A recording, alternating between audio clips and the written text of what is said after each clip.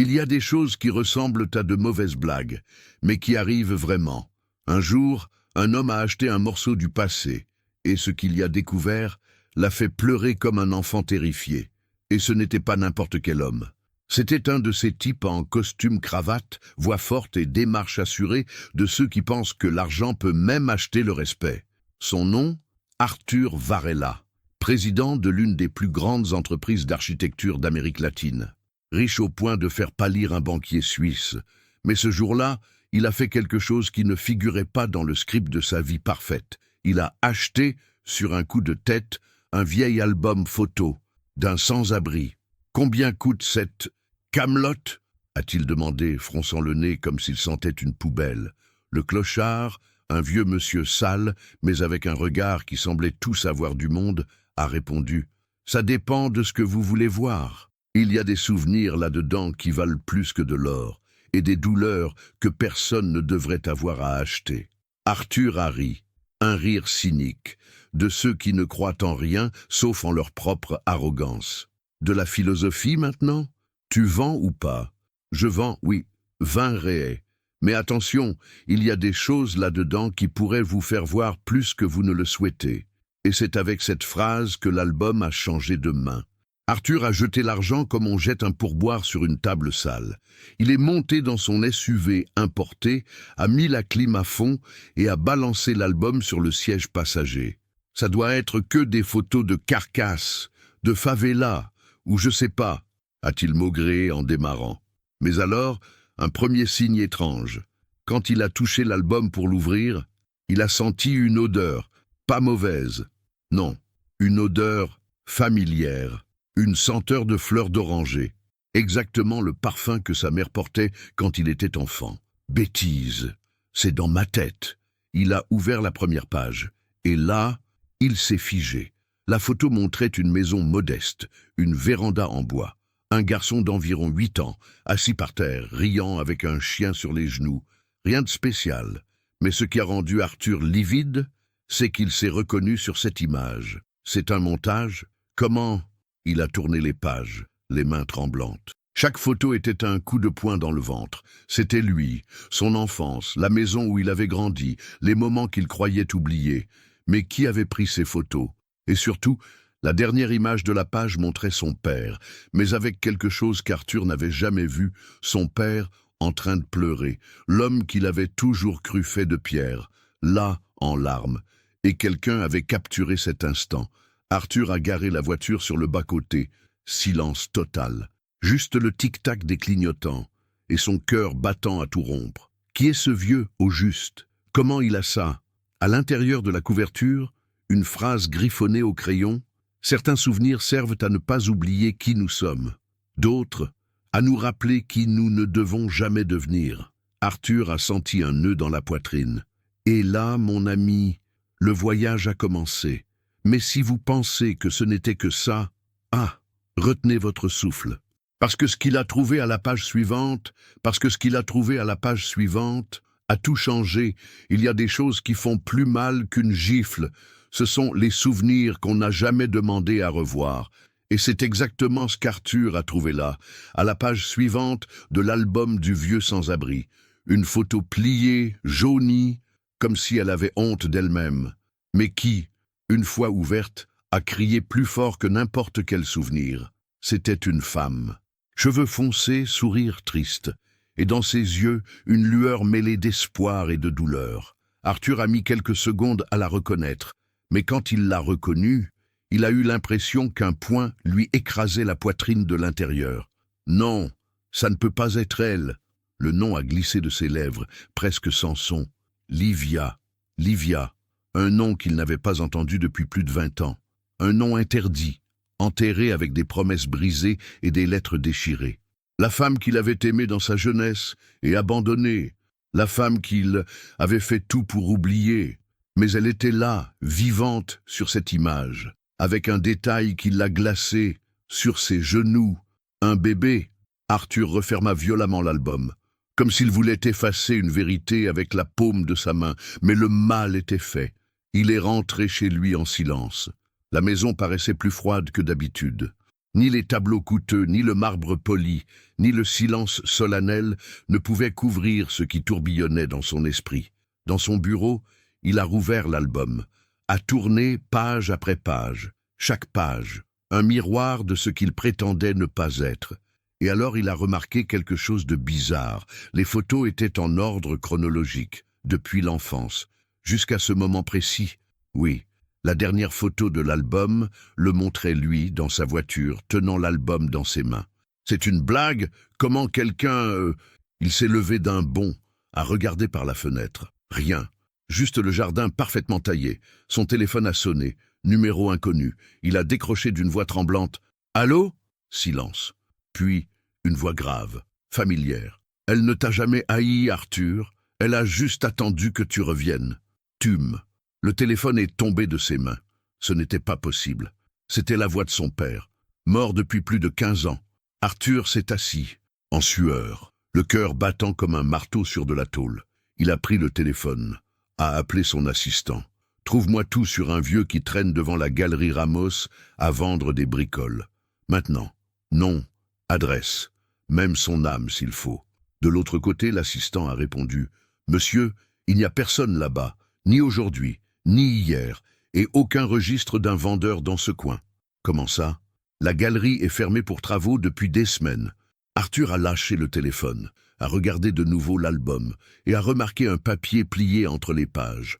Un mot, écrit à la main, à l'encre bleue. « Si tu veux savoir qui elle était vraiment, retourne là où tout a commencé. Mais vas-y seul. » Arthur a avalé sa salive. Dans un coin du papier, griffonné, le nom de la ville où il avait grandi. Santa Luisa do Norte. La ville qu'il avait juré de ne jamais revoir. Mais maintenant, il n'avait plus le choix. Parce que ce qu'il y avait dans cet album, ce n'était que le début. Il y a des villes qui ne changent jamais, et d'autres qui changent tant qu'on ne les reconnaît plus. Mais Santa Luisa do Norte était différente. C'était comme une vieille photo que quelqu'un avait essayé de colorier, mais où la peinture s'écoulait dans les coins. Arthur y est retourné après plus de 20 ans. Voiture de location, lunettes de soleil sur le nez, et la fierté bien cachée au fond de la valise. À l'entrée de la ville, une enseigne bancale disait encore « Santa Luisa do Norte ».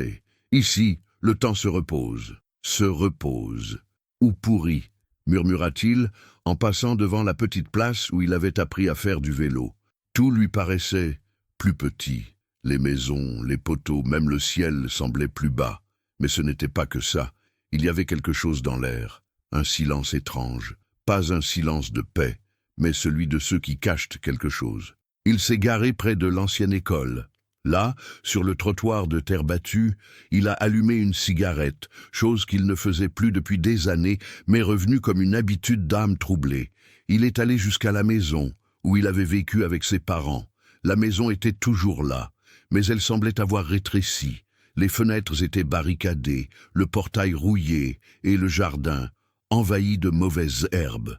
Il a posé son visage contre la clôture. Là, la véranda dont il se souvenait, et une vieille balançoire qui grinçait encore avec le vent. Puis, il a entendu des pas. « Qui êtes-vous » dit une petite voix, presque un chuchotement. Il s'est retourné. Une fille, peut-être 8 ans, le regardait avec méfiance, un livre serré contre sa poitrine. « Désolé, j'ai vécu ici. Il y a longtemps. Ma grand-mère dit que ceux qui reviennent du passé ne reviennent pas par hasard. » Arthur esquissa un sourire. « Ta grand-mère est sage. »« Ah, c'est pas ma vraie grand-mère, mais elle m'a élevé. Elle habite là-bas, au coin. Tu veux lui parler ?» Avant même qu'il ne réponde, une femme âgée apparut à la porte de la maison indiquée. « Arthur ?» Il figea. C'était elle, Donna Iracema, la femme qui s'occupait de sa maison quand il était enfant. Nourrice, conseillère, guérisseuse et confidente de sa mère. « Je savais que tu reviendrais. Le vent me l'a soufflé hier. » Arthur s'est approché d'elle, presque en trébuchant sur ses souvenirs. « Qu'est-ce qui se passe, Donna Iracema? Qui était cet homme qui m'a donné l'album? Et pourquoi Livia était sur ces photos ?» Elle a soupiré profondément, a regardé autour d'elle comme pour vérifier si le monde les écoutait. « Entre, mon fils. Il y a des choses qu'on ne raconte pas sur le trottoir. » À l'intérieur de sa maison, l'odeur était la même qu'autrefois. Camomille, bois ancien et un peu de tristesse. Ils se sont assis à table. Tu veux savoir plus que ce que tu es prêt à entendre, Arthur. Mais puisque tu es venu jusqu'ici, elle a ouvert un tiroir, en a sorti une petite boîte en bois. À l'intérieur, une cassette et une photo, la même femme que dans l'album, Livia, mais cette fois, enceinte. Tu as laissé plus qu'une histoire derrière toi, Arthur. Tu as laissé un enfant. Arthur est resté muet. Le monde semblait basculer. Ben, elle a eu un enfant? Ton fils, Arthur, il a grandi ici, mais il a disparu il y a 2 ans, du jour au lendemain. Personne ne sait où il est. Il porta la main à son front. Pourquoi? Pourquoi ne m'a-t-elle jamais cherché? Elle l'a fait, oui, mais la fierté est toujours arrivée avant toi. Le vieux magnétophone fut allumé, et la voix de Livia remplit la pièce. Arthur, si un jour tu entends ceci, c'est que tu as vaincu ta fierté. Notre fils te ressemble plus que tu ne l'imagines. J'espère seulement qu'il n'a pas hérité de tes fuites aussi. Arthur n'a pas tenu. Il s'est levé et sorti en titubant. Dehors, la balançoire de l'ancienne maison grinçait encore dans le vent. Mais cette fois, elle semblait murmurer un nom. Un nom qu'Arthur ne connaissait pas encore, mais qui allait tout changer. On dit que celui qui cherche, trouve. Mais personne ne dit que parfois ce qu'on trouve est bien pire que ce qu'on avait perdu. Arthur passa la nuit blanche, allongé sur le vieux lit d'une pension, écoutant le ventilateur de plafond tourner lentement, comme si le temps avait reculé juste pour le torturer. La tête en feu, la voix de Livia résonnait encore dans le magnétophone. Et cette phrase, « Notre fils te ressemble plus que tu ne l'imagines », il la répétait comme une condamnation. Le lendemain matin, il retourna chez Donna Iracema. Elle l'attendait déjà sur la véranda, 2 cafés bien forts à la main, les yeux fatigués de celle qui a déjà trop vu pour une seule vie. « J'ai besoin de connaître son nom », dit Arthur d'un trait. « Pourquoi faire ?» répondit-elle sans ciller. « Parce que c'est mon fils, tu le sais maintenant. Mais savoir, ce n'est pas accepté. » Il baissa les yeux. « Je dois essayer. Donne-moi cette chance. » Alors, d'accord. Elle entra dans la maison et revint avec une enveloppe jaunie. À l'intérieur, un acte de naissance, gribouillé, avec un tampon presque effacé. Et là, il lut le nom, Caio Emmanuel Varela. Arthur sentit le sol disparaître sous ses pieds. Ce nom de famille, le sien.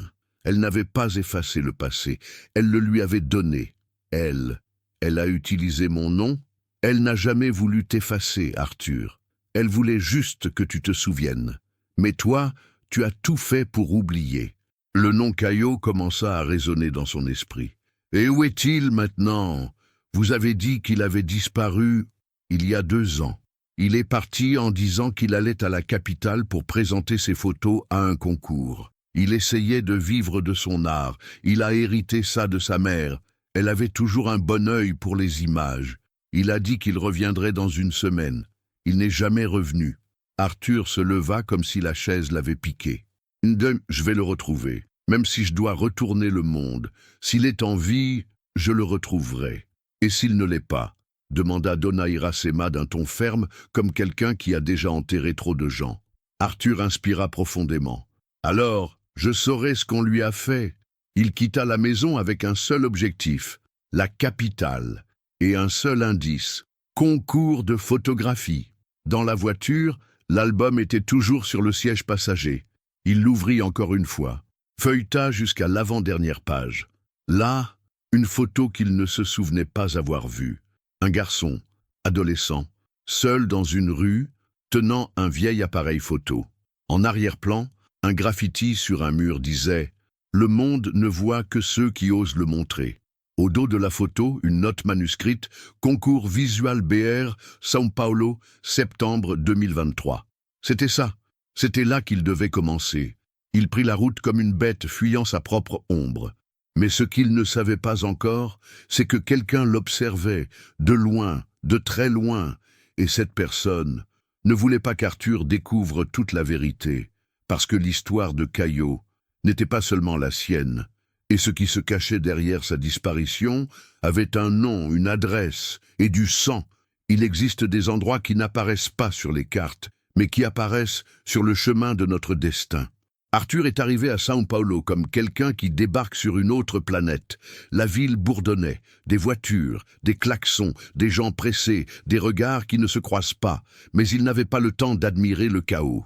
Il est allé directement à l'adresse du fameux concours visual BR, noté sur la photo. Une fois sur place, il ne trouva qu'un immeuble vide, porte verrouillée, plaque arrachée. Il frappa à la porte vitrée, mais personne ne répondit. Il fit le tour et un agent de sécurité l'arrêta. « Monsieur, c'est fermé ici, vous n'avez pas vu le panneau ?»« Désolé, je cherche quelqu'un. Un jeune homme nommé Caio Emmanuel. Il a participé à un concours ici en septembre 2023. » Le garde croisa les bras. « Ah, ce concours-là, ça a fait du bruit, il y a eu des histoires. Des gens disaient que des photos avaient disparu, que le prix était acheté, que le gagnant n'était même pas le meilleur. » Arthur fronça les sourcils.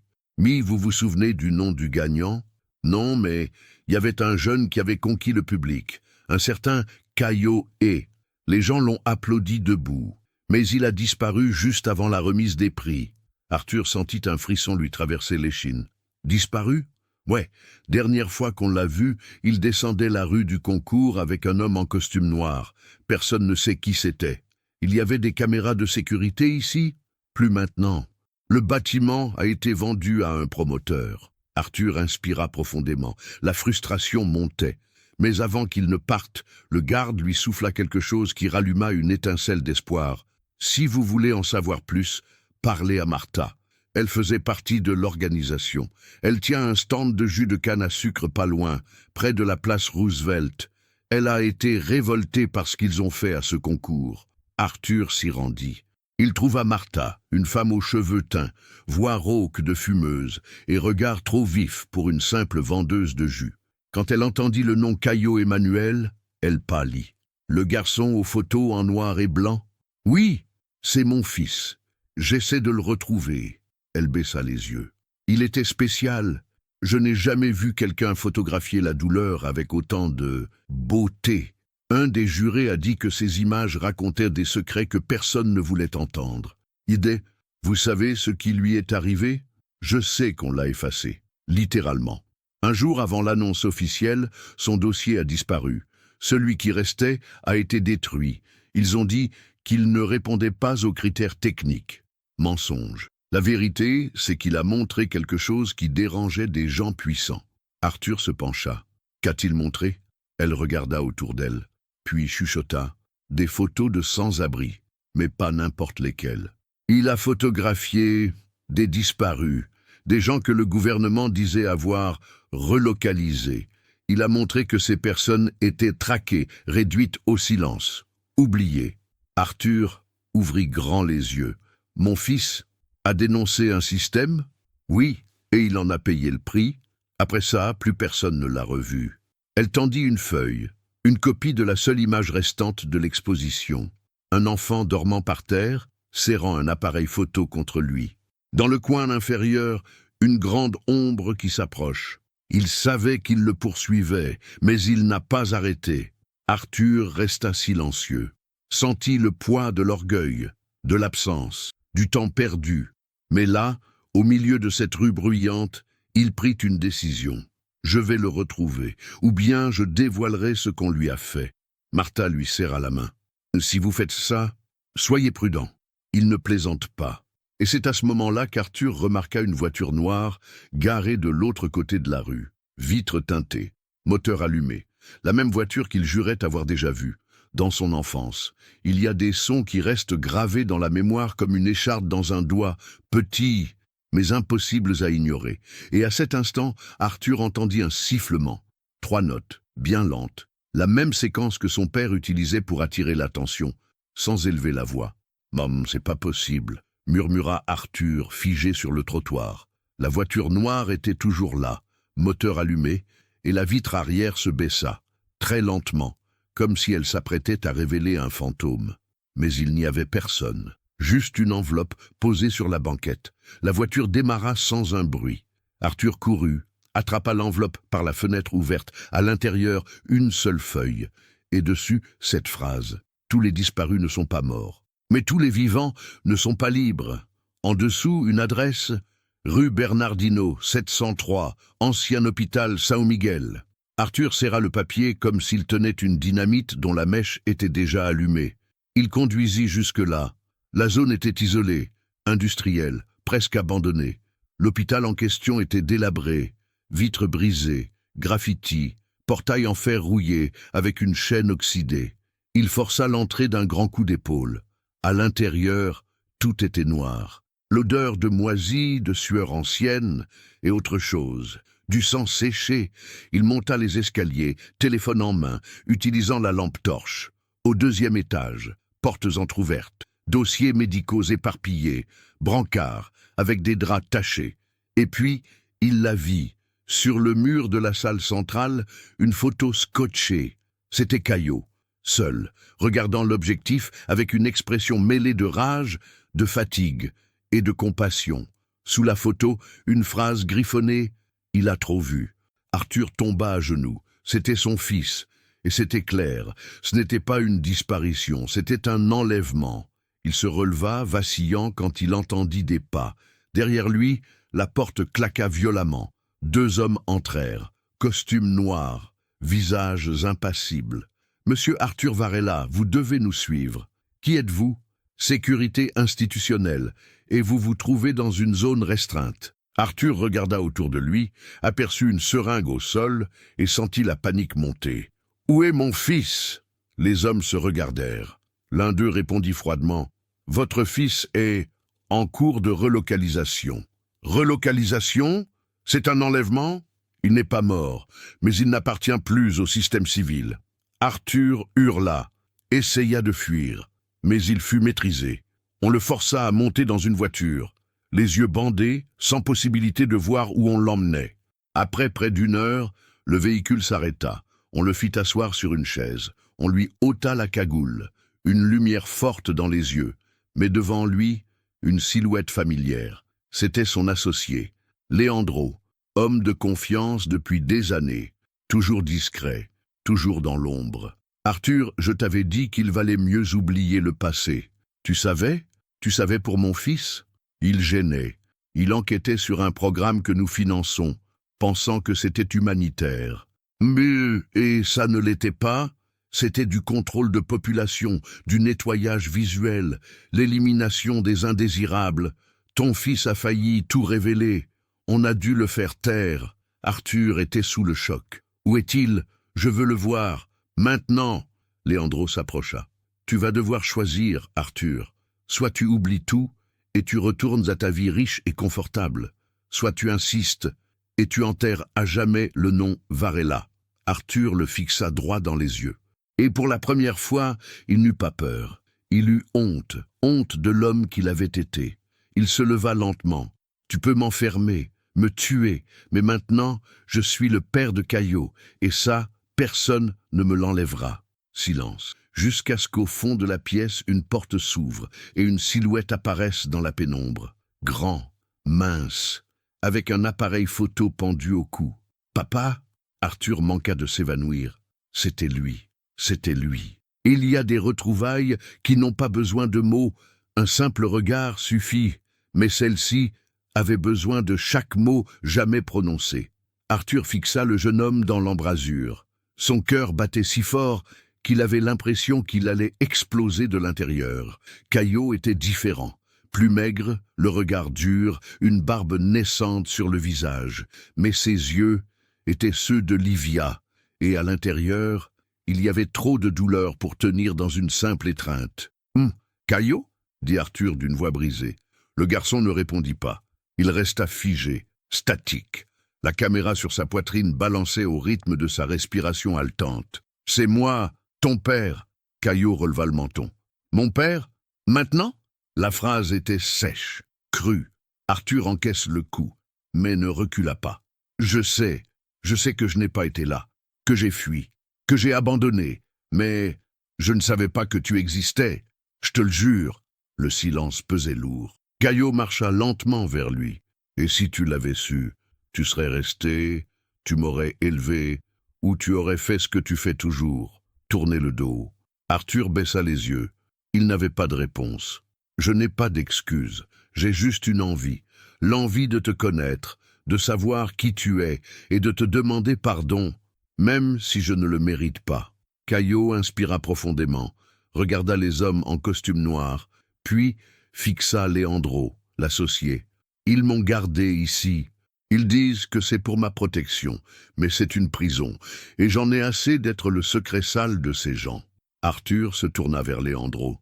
Libère-le, maintenant, ou je balance tout ça à la presse, à l'opinion publique, à qui il faudra. Leandro éclata de rire. Arthur, tu crois encore avoir ce pouvoir? Arthur fit un pas en avant. Non, mais mon fils, lui, là, il a les images, il a les preuves. Et maintenant, il m'a, moi. Caillot posa la main sur sa caméra. De tout est là, toute la vérité. Les disparus, les projets bidons de réhabilitation, les cliniques fantômes. J'ai tout documenté. Et si je disparais à nouveau, des copies sont déjà réparties dans 5 pays différents. Leandro hésita. Vous ne sortirez pas d'ici. C'est alors que Martha apparut à la porte. Oui, la femme du stand de jus de canne. Mais maintenant, elle portait un badge de la presse internationale autour du cou. Derrière elle, 2 journalistes et une caméra allumée. Que si, et vous allez même sourire pour la photo, parce que celle-là, elle va faire la une. Arthur la regarda, stupéfait. Martha cligna de l'œil. Le garçon a sauvé mon frère de la rue grâce à une photo. Maintenant, c'est à mon tour de le sauver. Le climat changea d'un coup. Les hommes en costume reculèrent. Leandro tenta de fuir, mais il était trop tard. La police entra peu après. Des gens sérieux, avec mandat, avec preuve, et Caillot respira enfin librement. Dehors, le soleil commençait déjà à décliner, mais en ce moment, le temps semblait renaître. Arthur posa la main sur l'épaule de son fils. « Je peux t'appeler mon fils ?»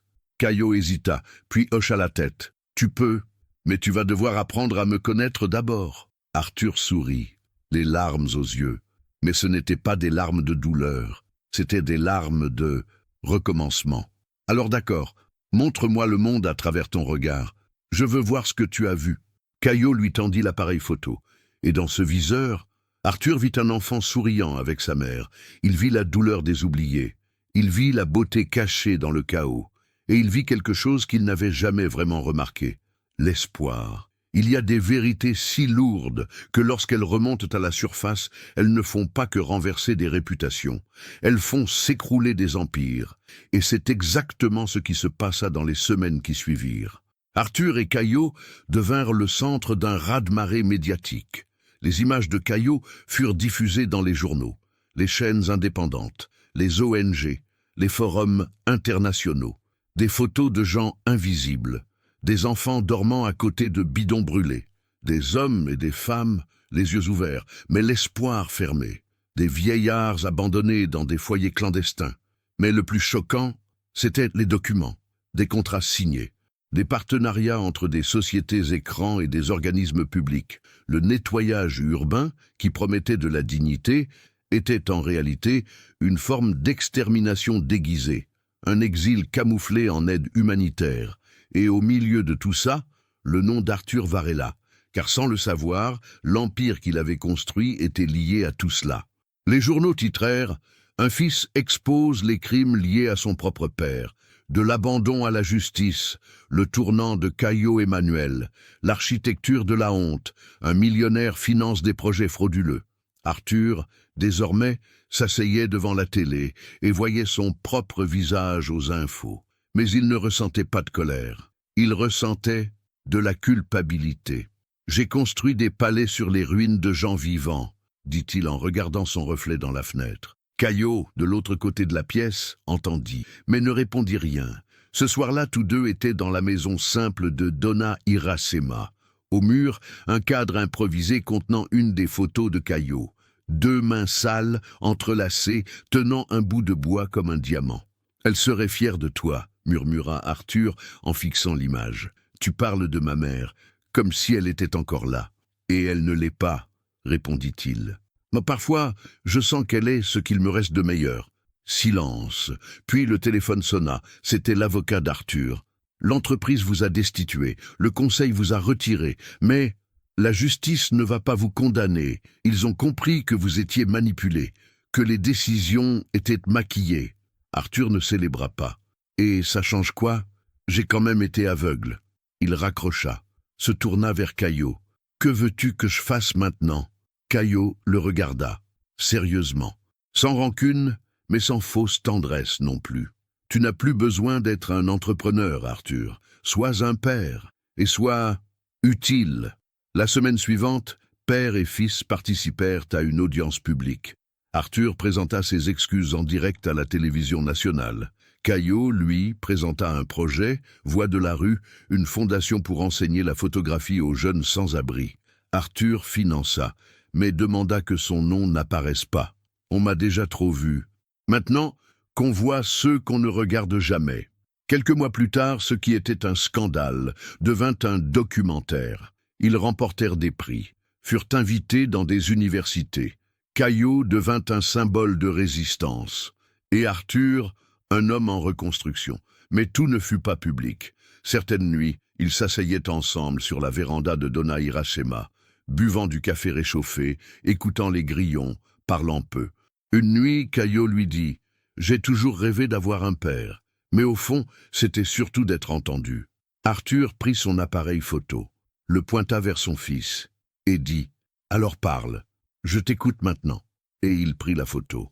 Cette photo-là ne fut jamais publiée, elle resta entre eux deux, et peut-être que c'est pour cela qu'elle fut la plus belle de toutes. Il y a des silences qui en disent plus que les discours bien rédigés.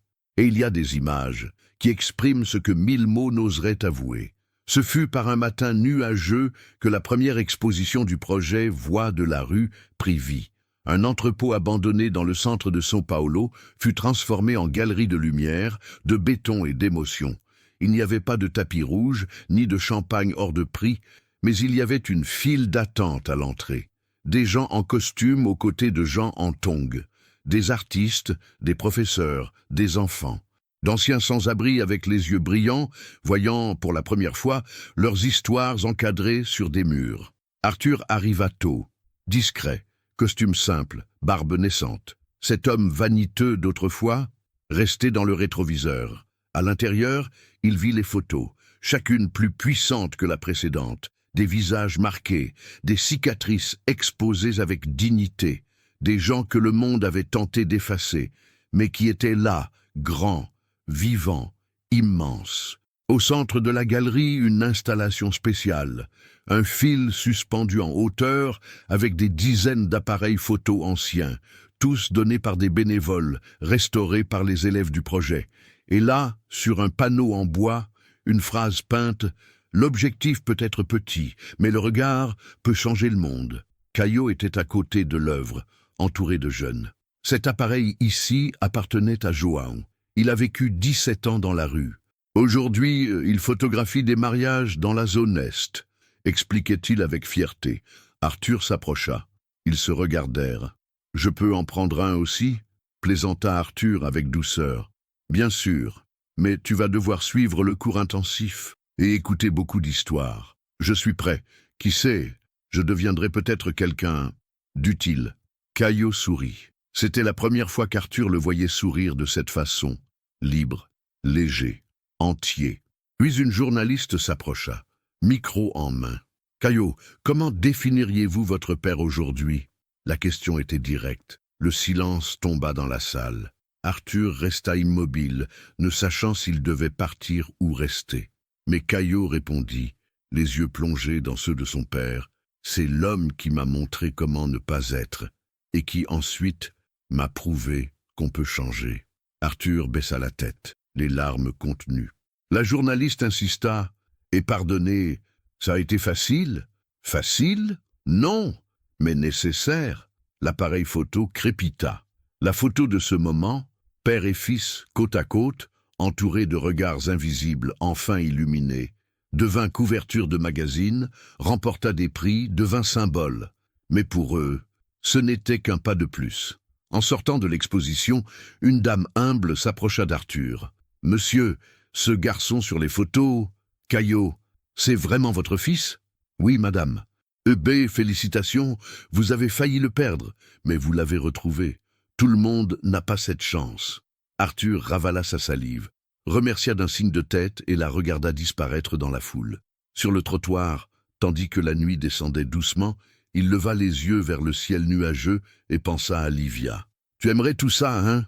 Tu te moquerais de moi, puis tu m'en lasserais. » Caillot apparut à ses côtés. « Tu parles à qui? À ta mère, ou à son souvenir. Eux deux, elle vit encore, en nous. » Arthur acquiesça, et ensemble, ils continuèrent à marcher dans la rue, sans se presser, parce que désormais, enfin, ils ne fuyaient plus le passé. Il y a des choses qu'on ne perd pas, on les laisse derrière soi, et c'est ce qu'Arthur fit ce jour-là. Il abandonna son propre nom de famille, pas par honte, mais par justice. Cela se passa lors d'une cérémonie modeste, au tribunal de la ville, où tout avait commencé. Santa Luisa do Norte. Arthur entra dans le bureau de l'état civil avec un papier à la main et un poids sur les épaules. Caillot l'accompagnait, en silence. Au guichet, la fonctionnaire lut la demande, les yeux écarquillés. « Vous voulez renoncer au nom de famille Varela? » « Oui, je veux laisser ce nom à celui qui mérite un nouveau départ. Moi, je porterai un autre. » « Et lequel ?»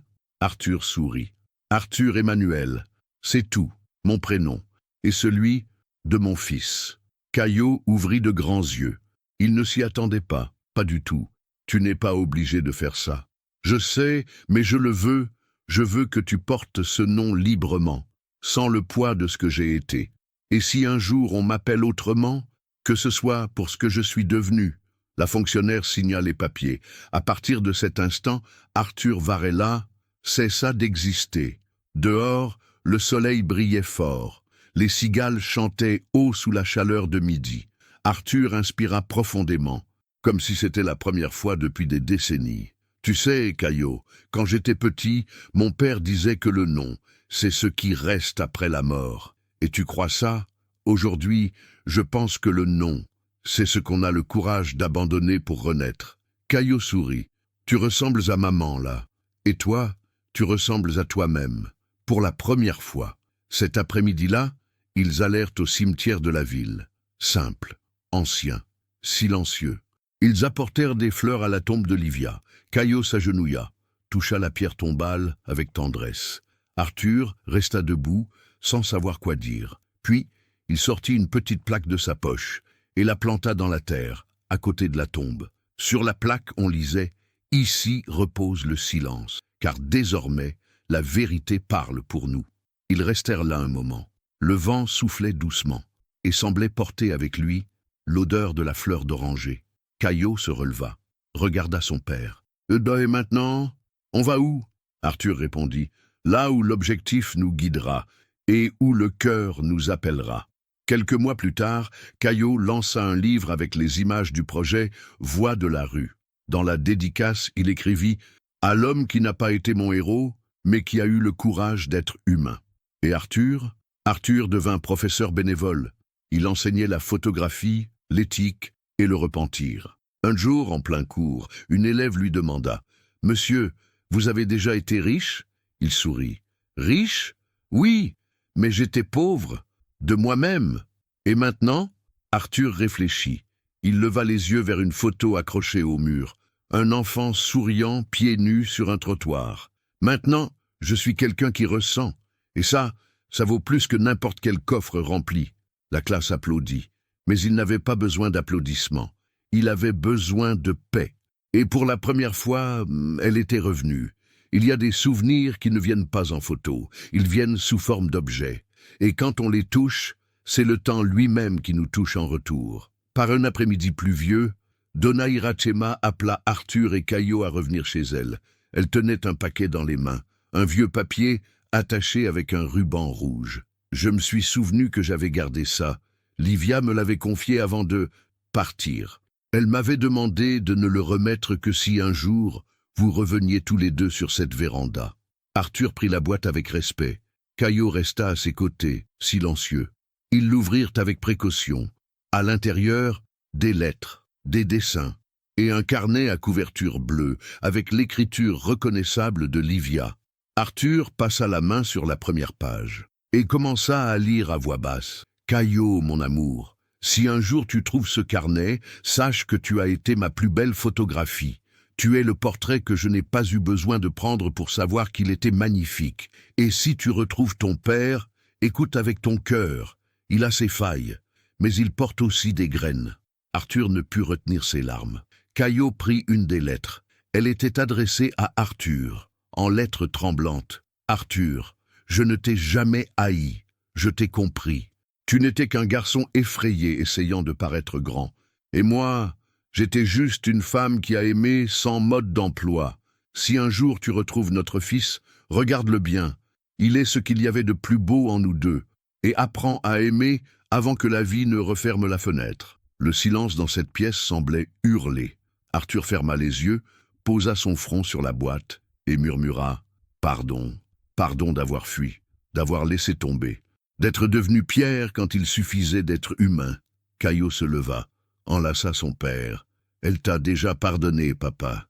Maintenant, c'est à toi de te pardonner. » Ils restèrent là, enlacés, de longues minutes, comme s'ils essayaient de récupérer le temps que l'orgueil avait dévoré. Puis, Caillot sortit de la boîte une petite enveloppe, avec à l'intérieur une clé. « Il y a une adresse écrite ici. » Donna Irachema expliqua. C'était l'atelier de Livia. Elle louait une petite pièce derrière l'ancienne église. Personne n'y a touché depuis qu'elle est partie. Tout est resté tel qu'elle l'a laissé. Le lendemain, ils s'y rendirent. Petite porte en bois, peinture écaillée, odeur de poussière et de menthe. À l'intérieur, le monde s'arrêta. Des négatifs, des fils avec des pinces à linge, des cadres sans verre, des pellicules et une vieille machine à écrire avec une feuille coincée dedans. Sur le papier, une seule phrase. Photographier, c'est figer l'âme, et l'âme ne ment pas. Caillot marchait lentement au milieu de ses souvenirs. Arthur ramassa une photo tombée au sol.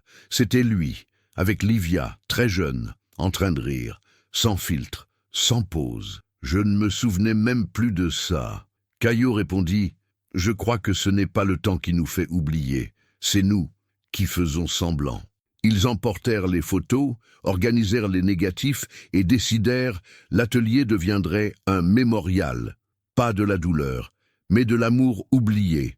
Et dans cet endroit simple, derrière l'église, naquit l'espace Livia, un centre culturel pour les jeunes des rues, avec ateliers d'images, récits, accueil et art. Le jour de l'inauguration, Arthur fit un discours court, sans texte préparé.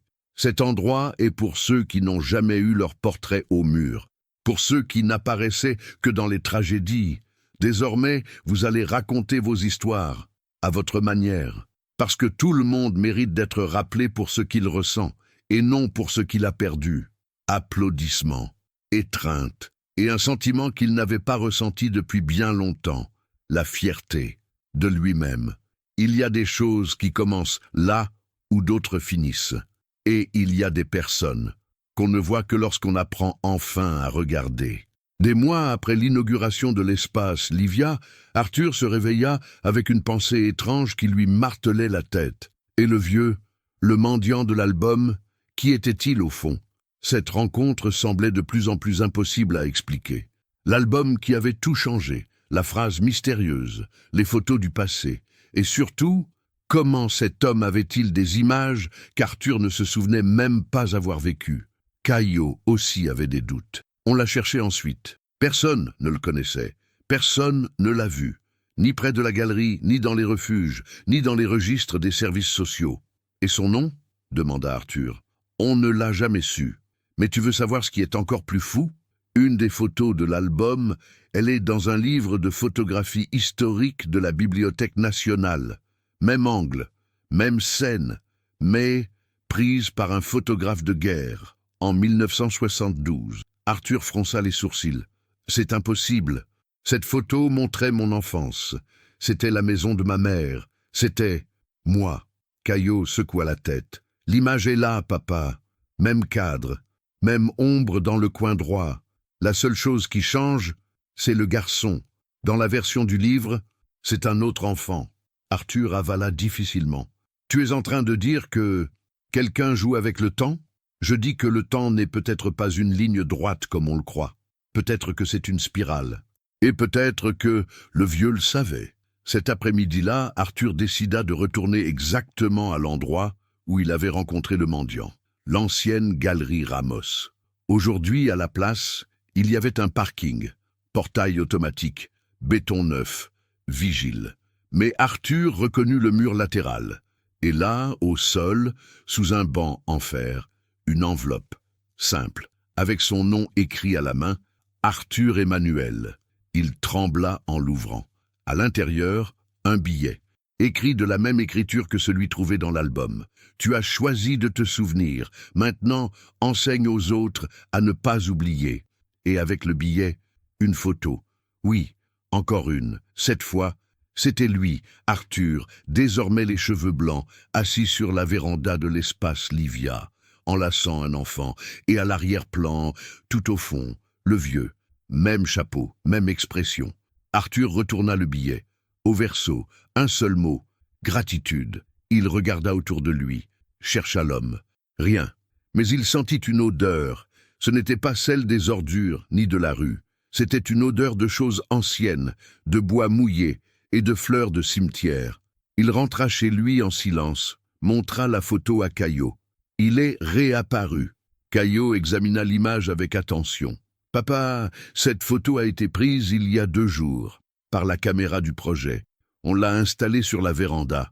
Personne ne se souvient avoir vu ce vieux ici. » Arthur secoua la tête, un mélange de peur et de paix. « Je crois qu'il n'était pas juste un homme. C'était un avertissement, un signe, peut-être même une seconde chance. » Caillot demanda, à voix basse, « Une chance de quoi ?» Arthur répondit sans cligner des yeux, « De bien faire les choses, avant que le temps ne referme la porte. » Et cette nuit-là, pour la première fois, Arthur rêva de son enfance, sans douleur.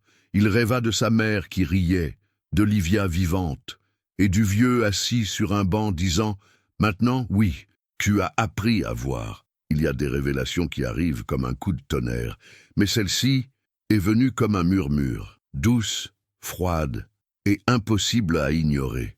2 semaines après le billet mystérieux, Caillot appela Arthur en urgence jusqu'au sous-sol de l'espace Livia. « Papa, tu dois voir ça. » Ils descendirent l'escalier ancien. Là en bas, des cartons de vieux matériaux, des négatifs récupérés, des appareils démontés. Mais ce que Caillot tenait en main n'était rien de tout ça. C'était un rouleau de film développé, tout juste revenu d'un atelier mené par de jeunes apprentis. Il étala les photos, une à une, sur la table en bois. Cette séquence a été faite par Jessica, tu sais, la petite de la Cracolandia. Elle photographiait la cour vide ce matin-là, testant la lumière et l'ombre, quand elle a capturé CA. Arthur s'approcha. La première image, le couloir de l'espace, vide. La deuxième, une ombre qui passe. La troisième, le vieux. Oui, le même vieux. Le mendiant de l'album. Mais cette fois, plus net que jamais. Et le plus étrange, il regardait directement l'objectif, comme s'il savait qu'il était observé. Arthur passa la main sur son visage, la bouche sèche. Personne ne l'a vu en vrai? Personne. Seule la caméra l'a capté. Puis vint la 4e photo. Et là, le temps s'arrêta. Sur l'image, Arthur apparaissait, mais pas comme aujourd'hui. C'était bien lui, mais plus jeune, une 30aine d'années. Même visage, même expression, debout devant l'espace, comme s'il visitait son propre futur. « C'est un montage ?» demanda-t-il d'une voix tremblante. Caillot avait déjà vérifié. Non, développement direct, film original, aucun montage. Arthur chancela jusqu'à la chaise. Ça n'a aucun sens. Je n'ai jamais mis les pieds ici à cet âge-là. Jamais. Caillot s'assit à ses côtés. La seule explication, c'est que le temps n'est pas linéaire. Peut-être qu'il y a une faille. Un endroit où les lignes se croisent. Arthur rit, un rire nerveux. Tu es en train de dire que j'ai vu mon futur, ou que le vieux me l'a montré. Je dis que cette histoire est plus grande que ce qu'on peut comprendre, que peut-être ce vieux t'a fait voir où tu allais avant d'y arriver. Silence. La pluie commença à tomber fort dehors, et le sous-sol semblait rétrécir autour d'eux. Arthur prit les photos d'une main tremblante. Est-ce que j'ai rêvé tout ça et que je me réveille maintenant? Caillot répondit calmement. Ou peut-être que maintenant, tu rêves, mais comme il faut. Ce même soir, Arthur écrivit quelque chose dans un cahier, d'une écriture ferme, page après page. C'était la première fois qu'il posait toute l'histoire sur le papier. Depuis l'album, la rencontre, le projet, le vieux, le changement de nom, quand il termina, il écrivit sur la dernière page: « Si quelqu'un trouve ce carnet, sachez ceci. La vie m'a enseigné tard, mais la vérité arrive toujours à temps. » Il referma le carnet et le plaça dans le coffre de l'espace Livia, sans code, sans cadenas, parce que ceux qui ont besoin de lire trouvent toujours une manière d'ouvrir. Il y a des enseignements qu'on ne reçoit pas à l'école, ils viennent de la douleur. Et il y a des professeurs qu'on ne comprend qu'après que la vie ait donné la leçon. Le temps passa, l'espace Livia grandit, il obtint reconnaissance, financement, de nouveaux sites, mais il conserva la même âme. Des gens invisibles qui enseignaient à voir. Caillot devint une référence. Il donnait des conférences, publiait des livres, fut nommé à des prix auxquels il n'aurait jamais rêvé. Arthur restait plutôt dans l'ombre. Il organisait, écrivait, parlait aux nouveaux, préparait le café, balayait le sol, mais sa fonction préférée, c'était de s'asseoir sur la véranda en fin d'après-midi et de raconter des histoires. Là, dans ce petit coin du bâtiment principal, sur un banc de bois tordu et un hamac un peu déchiré, il devenait ce qu'il avait toujours voulu être, un conteur. Les enfants s'asseyaient autour, les ados riaient, même les adultes se taisaient pour écouter. Aujourd'hui, je vais vous raconter le jour où j'ai acheté un bout du passé et que j'ai failli en mourir de peur, commençait-il avec cette étincelle dans les yeux de celui qui s'est enfin pardonné. Les histoires variaient. Mais une chose ne changeait jamais. À la fin, il disait toujours: « On n'est pas fait de ce qu'on possède, on est fait de ce qu'on n'oublie pas. » Mais ce jour-là, Arthur n'apparut pas sur la véranda. Caillot s'en inquiéta. Il monta jusqu'à sa chambre. Porte entr'ouverte, lumière de la lampe allumée. Et là, il trouva son père, assis, les yeux fermés, un léger sourire aux lèvres. Dans ses mains, l'album. Oui, celui-là, ouvert à la première photo. Arthur s'en était allé, sans douleur, sans prévenir, mais avec tout dit. Caillot s'assit par terre, à côté du corps. Il pleura, en silence. Puis, il vit qu'entre les doigts de son père, il y avait un papier plié. Il l'ouvrit. C'était son écriture. Un billet simple: « Fils, si tu lis ceci, c'est que le temps a déjà emporté mon corps, mais je te laisse ce que personne ne peut enterrer, le courage de ressentir. Va de l'avant. Et si un jour quelqu'un te demande qui était ton père, dis-lui qu'il a beaucoup fauté, mais qu'il a bien terminé. » Caillot ferma les yeux. Il serra son père une dernière fois. Puis, comme s'il comprenait enfin sa propre destinée, il descendit jusqu'à la véranda. Il s'assit sur le banc. Les enfants étaient déjà là. Ils attendaient, et il commença: « Aujourd'hui, je vais vous raconter l'histoire d'un homme qui ne savait pas aimer, mais qui a appris. Juste à temps. » Sa voix trembla au début, mais elle devint ferme, chaleureuse. Et ce soir-là, tout l'espace entendit l'histoire de l'homme de l'album, du vieux qui vendait des souvenirs, du père devenu ami. Et à la fin, Caillot leva les yeux vers le ciel. Et il en fut certain. Là-haut, sur une véranda invisible, quelqu'un souriait et disait: « Maintenant, oui, l'histoire est bonne. Il y a des gens qui naissent invisibles, mais qui ne sont pas nés pour vivre effacés. » Des années ont passé depuis ce jour-là. L'espace Livia possédait désormais des fresques murales, peintes par des artistes du monde entier, des bibliothèques mobiles, des salles de développement photographique, un auditorium, une cuisine collective et, le plus spécial, un mur de portraits baptisés, ceux qui sont revenus à l'existence. À l'entrée, une plaque disait: « Ici, il n'y a pas de mendiants, il y a des mémoires. » Caillot marchait dans les couloirs avec la même démarche tranquille qu'il avait toujours eue. On l'appelait professeur, docteur, monsieur Caillot, mais il ne répondait qu'avec un sourire, comme quelqu'un qui porte un secret trop beau pour être expliqué. À chaque fin de mois, il ouvrait la dernière boîte de l'armoire, celle que personne ne pouvait toucher. Dedans, l'album. Oui, celui-là, toujours aussi vieux, même odeur, mais désormais avec des pages nouvelles. Des portraits pris par des jeunes, d'anciens dépendants, des enfants qui vivaient sur les trottoirs et qui maintenant vivaient dans des foyers. Et à la fin, il laissait toujours une page blanche, pas par oubli, mais par foi. « Celle-ci est pour le prochain, parce qu'il y en a toujours un autre, » disait-il. Un jour, une fillette de 7 ans, peau brune, yeux immenses, l'aborda pendant qu'il refermait l'album. « Tonton Caillot, qui était le premier de cette histoire ?» Il réfléchit et répondit. « C'était un homme qui a acheté un album en pensant que c'était des déchets et qui a découvert que c'était son âme, en train de crier pour être vu. » La petite resta silencieuse, puis demanda. « C'était vous ?» Caillot sourit, regarda le mur. Là, parmi les portraits, l'un était mis en valeur, en noir et blanc. Il montrait un vieil homme aux cheveux blancs, assis sur une véranda, un album sur les genoux, les yeux fermés. Arthur. Non, c'était mon père. Et il m'a appris la plus grande leçon de toutes. Laquelle? Qu'il y a encore du temps. Elle ne comprit pas tout de suite. Mais un jour, elle comprendrait. Et ce soir-là, alors que la lumière dorée du crépuscule touchait les briques de l'espace, Livia, et que les feuilles du jardin frémissaient doucement, Caillot s'assit sur la véranda, seul, encore une fois, avec l'appareil photo pendu à son cou. Il visa l'horizon et cliqua, la dernière photo de l'album, sur elle, uniquement le ciel. Mais dans un coin, une ombre, une silhouette courbée, chapeau sur la tête, souriant, le vieux, toujours là, comme tout bon conteur, attendant le prochain auditeur.